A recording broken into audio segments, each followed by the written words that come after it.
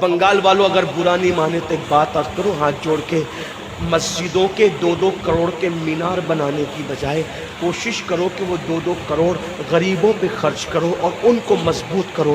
اگر ہماری قوم 10 سال میں مضبوط ہو گئی تو 2 نہیں بلکہ 10 کروڑ کے مینار ہم بنا سکیں گے۔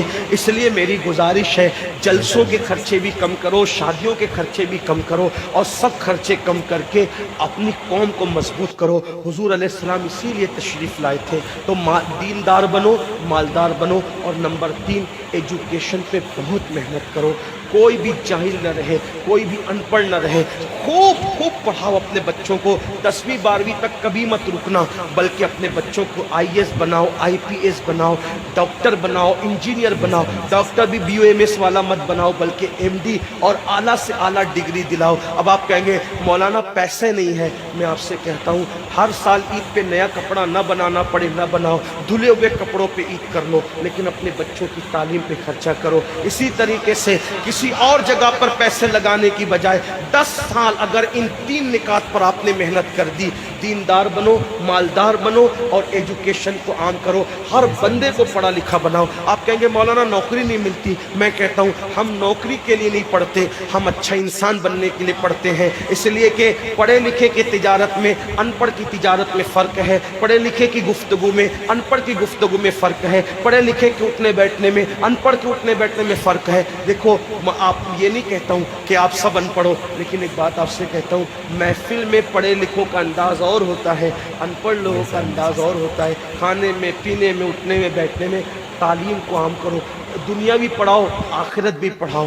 اپنے بچوں کو اتنا علم دو کہ وہ مسلمان رہے، سچے مسلمان رہے، اور اپنی بچیوں کو بھی اتنا علم دو سچی پکی مسلمان رہے، اور اسکول، کالج، یونیورسٹی میں اعلیٰ سے اعلیٰ تعلیم دلاؤ۔ اور یاد رکھنا غربت کا بہانہ مت بناؤ۔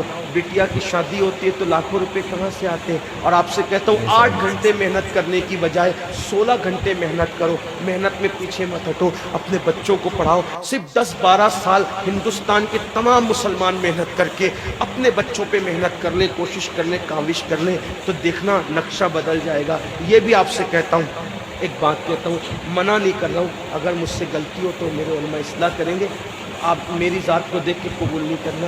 باپ کے چہلم پر 40 دیگ پکانے کی بجائے 1 دیگ پکاؤ، ان 40 دیگوں کا خرچہ بچا کر کسی بچے کی تعلیم پر اپنے باپ کے ایصال ثواب کے لیے خرچہ کر دو۔